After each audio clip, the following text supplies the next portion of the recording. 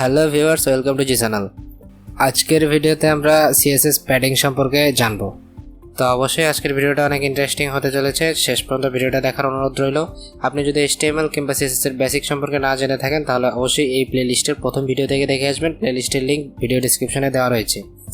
এই প্লেলিস্টের পরবর্তী ভিডিওগুলো আপলোড দেওয়ার সাথে সাথে যদি পেতে চান তাহলে অবশ্যই চ্যানেলটা সাবস্ক্রাইব করে রাখবেন, সাথে থাকা বেল আইকনে ক্লিক করে অল নোটিফিকেশন সিলেক্ট করে রাখবেন। আর ভিডিওটা যদি আপনার কোনো উপকারে এসে থাকে তাহলে অবশ্যই ভিডিওটাতে একটা লাইক করে দেবেন। তাহলে চলুন শুরু করা যাক। প্যাডিং হচ্ছে আরেকটা বেসিক প্রপার্টি সিএসএস এর। প্যাডিংটা দেওয়ার জন্য আমি প্যারেন্ট ক্লাসে প্যাডিংটা দিতে চাই। প্যারেন্ট ক্লাসে যদি আমি প্যাডিংটা দিতে চাই তাহলে আমি প্যারেন্ট ক্লাসটা ধরলাম এবং এর ভিতরে আমি কিছু প্যাডিং দিতে চাই। সাপোজ প্যাডিং দেওয়ার আগে আমি প্যারেন্ট ক্লাসের কিছু স্টাইল দিয়ে নিতে চাই যেন প্যারেন্ট ক্লাসটা আমি স্ক্রিনে দেখতে পারি।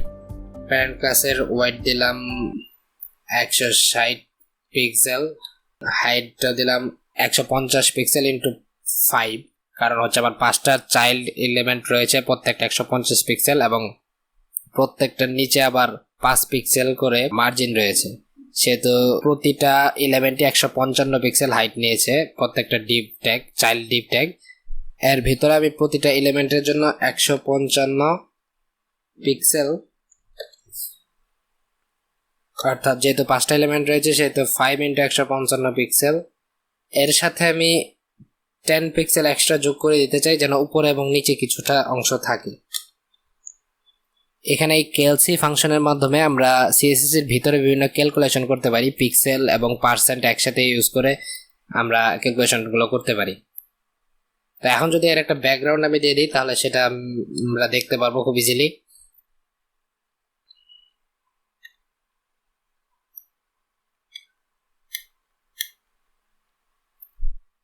ওকে, এর কালারটা আমি কিছুটা রেডিশ করে দিচ্ছি। ওকে, এখন পেছন থেকে আমরা সবটা দেখতে পাচ্ছি যে পেছনের যে বড় এলিমেন্টটা যেটা রয়েছে সেটা হচ্ছে আমার প্যারেন্ট ডিভ এবং এর মধ্যে 5টা চাইল্ড ডিভ রয়েছে। এখানে আমরা নতুন বলতে কেএলসি ফাংশনের ব্যবহার দেখলাম বা ক্যালকুলেশন ফাংশনের ব্যবহার দেখলাম।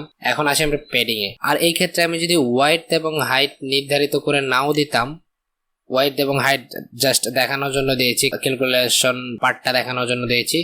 ওয়াইড এবং হাইট যদি নির্ধারণ করে না দিতাম তাহলে এটা সম্পূর্ণ স্ক্রিন নিয়ে নিত এবং হাইটে যতক্ষণ পর্যন্ত আমার চাইল্ড এলিমেন্ট রয়েছে, এই প্যারেন্টের ভিতরে কোন একটা এলিমেন্ট রয়েছে ততক্ষণ পর্যন্তই জায়গা নিত। এই মুহূর্তে আমি চাই যে এর ভিতরে যে চাইল্ড এলিমেন্ট গুলো রয়েছে এই চাইল্ড এলিমেন্ট গুলো যেন আরো বেশি ভিতরের দিকে চলে যায়, অর্থাৎ এই যে একদম এর বর্ডারের সাথে লেগে রয়েছে বাম পাশে, নিচে এবং উপরের দিকে, এটা যেন কিছুটা ভিতরের দিকে চলে যায়। অর্থাৎ চাইল্ড এলিমেন্ট থেকে প্যারেন্ট এলিমেন্টের বর্ডার পর্যন্ত যে জায়গাটা, সেই জায়গাটাকেই বলা হয় প্যাডিং। এই কাজটা করব আমরা প্যাডিং প্রপার্টির মাধ্যমে। তো আমি এখন প্যাডিং যদি দিই 5 পিক্সেল তাহলে এটা উপর দিক থেকে 5 পিক্সেল, লেফট থেকে 5 পিক্সেল, নিচের দিক থেকে 5 পিক্সেল এবং ডান দিক থেকে 5 পিক্সেল ভিতরে চলে এসেছে। এখন আপনারা যদি বলেন যে নিচের দিক থেকে তো উপরের দিক থেকে প্রায় ডাবল দেখা যাচ্ছে, অর্থাৎ নিচের দিক থেকে 10 পিক্সেলের মতো চলেছে, এর কারণ হচ্ছে চাইল্ড এলিমেন্ট যেটা রয়েছে, চাইল্ড এলিমেন্টগুলোর নিচের দিকে 5 পিক্সেল মার্জিন রয়েছে প্রত্যেকটা চাইল্ড এলিমেন্টের। এখন লাস্ট যে চাইল্ড এলিমেন্টটা রয়েছে সেটা থেকে যদি আমরা মার্জিন বটম 5 পিক্সেল সরিয়ে দিতে পারি তাহলেই এখানে নিচের যে 10 পিক্সেল জায়গা সেটা 5 পিক্সেল হয়ে যাবে। অর্থাৎ এখন আমি যদি চাইল্ড সিলেক্ট করে এর লাস্ট চাইল্ডটা সিলেক্ট করি এবং এর মার্জিন বটম 0 করে দেই তাহলে আপনারা দেখতে পাচ্ছেন নিচের দিক থেকে যে আমার প্যাডিং 5 পিক্সেল সেটাই শুধু অবশিষ্ট আছে, মার্জিন বটম যেটা ছিল চাইল্ড এলিমেন্টের সেটা চলে গেছে। প্যাডিং ও মার্জিনের মতো আমি ইউজ করতে পারি। আমি চাইলে টপে 5 পিক্সেল, লেফটে 10 পিক্সেল, বটম 15 পিক্সেল আর রাইট আমি 0 দিয়ে দিলাম। প্যাডিং টপ পাচ্ছে 5 পিক্সেল, সরি আমি এখানে 10 পিক্সেল যদি এখানে দিই আর এখানে 0 দেই, এবার ঠিক আছে। প্যাডিং এর ক্ষেত্রে মার্জিন যেমন কাজ করতো ঘড়ির কাঁটার উল্টো দিকে, অর্থাৎ মার্জিনের ক্ষেত্রে আমি যদি 4টা ভ্যালু লিখতাম তাহলে প্রথমটা হতো টপ, তারপরটা লেফট, তারপরে বটম, তারপর রাইট। প্যাডিং এর ক্ষেত্রে ঠিক তার উল্টো, প্যাডিং এর ক্ষেত্রে সেটা ঘুরে ঘড়ির কাঁটার দিকে, অর্থাৎ প্রথমটা হবে টপ 5 পিক্সেল, পরেরটা হবে রাইট 0 পিক্সেল, পরেরটা হবে বটম এবং পরেরটা হবে লেফট। 5 পিক্সেল উপরের দিক থেকে প্যাডিং পেয়েছে আমার 5 পিক্সেল, 0 হচ্ছে রাইট সাইডে, 15 পিক্সেল হচ্ছে নিচের দিক থেকে প্যাডিং পেয়েছে 15 পিক্সেল এবং 10 পিক্সেল হচ্ছে লেফট দিক থেকে প্যাডিং পেয়েছে 10 পিক্সেল। তো এখন আমরা যদি ডেভ টুলে যাই তাহলে আরো জিনিসটা ক্লিয়ার হয়ে যাবে।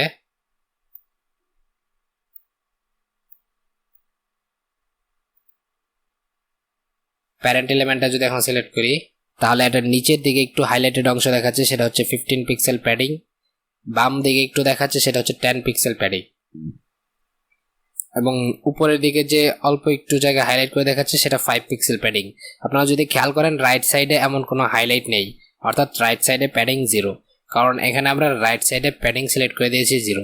তো আপনাদের এই ক্ষেত্রে মনে রাখতে হবে যে প্যাডিং সবসময়ই মার্জিনের উল্টো, অর্থাৎ মার্জিন কাজ করে, আমরা যদি মার্জিন শর্ট হ্যান্ড লিখতে চাই তাহলে মার্জিন কাজ করে টপ, লেফট, বটম এবং রাইট, আর সেই ক্ষেত্রে প্যাডিং কাজ করে টপ, রাইট, বটম এবং লেফট। আবার আমরা চাইলে প্যাডিং আলাদা আলাদাভাবে ইউজ করতে পারি, যেমন শুধুমাত্র প্যাডিং যদি ইউজ করতে চাই তাহলে শুধু প্যাডিং 5 পিক্সেল দিলে চারদিকে একই অপশন পাবে, অর্থাৎ উপরে, নিচে, বামে এবং ডানে 5 পিক্সেল পাবে। যদি দুইটা ভ্যালু ইউজ করি 5 পিক্সেল এবং 10 পিক্সেল তাহলে 5 পিক্সেল পাবে উপরে এবং নিচে এবং 10 পিক্সেল পাবে বামে এবং ডানে।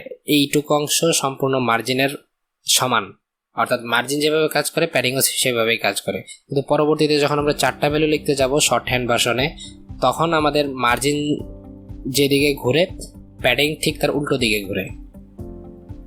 তো এখন আমি চাইলে প্যাডিং আলাদা আলাদা ইউজ করতে পারি মার্জিনের মতো, যেমন প্যাডিং টপ ইউজ করতে পারি 5 পিক্সেল। এটা যদি রাখি তাহলে উপরের দিকে শুধুমাত্র প্যাডিং 5 পিক্সেল থাকবে। আমরা চাইলে প্যাডিং লেফট ইউজ করতে পারি 5 পিক্সেল, এটা শুধুমাত্র বাম দিকে 5 পিক্সেল থাকবে। প্যাডিং বটম ইউজ করতে পারি 5 পিক্সেল, এর নিচের দিকে 5 পিক্সেল থাকবে।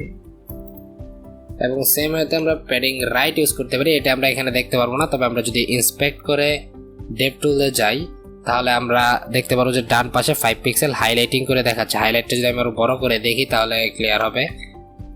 এখন আপনারা যদি খেয়াল করেন ডান পাশে 15 পিক্সেল হাইলাইট দেখাচ্ছে, অর্থাৎ ডান পাশে এখন প্যাডিংটা পেয়েছে। অর্থাৎ মার্জিন এবং প্যাডিং প্রায় কাছাকাছি হইতে কাজ করে। মার্জিন হচ্ছে বর্ডারের বাইরে দূরত্ব এবং প্যাডিং হচ্ছে বর্ডারের ভিতর থেকে চাইল্ড এলিমেন্ট পর্যন্ত দূরত্ব। আমি চারদিকেই 5 পিক্সেল করে প্যাডিং চাই, তাই প্যাডিংটা রেখে দিচ্ছি। এখন আমরা নতুন যে মার্জিন এবং প্যাডিং সম্পর্কে ডিটেলসে জানলাম, সেটা খুব ভালোভাবে প্র্যাকটিস করবেন, কারণ এটা প্রায় সবসময়ই কাজে লাগবে, প্রায় সবসময়ই। সো এটা খুবই ইম্পর্ট্যান্ট একটা জিনিস, ভালোভাবে প্র্যাকটিস করবেন।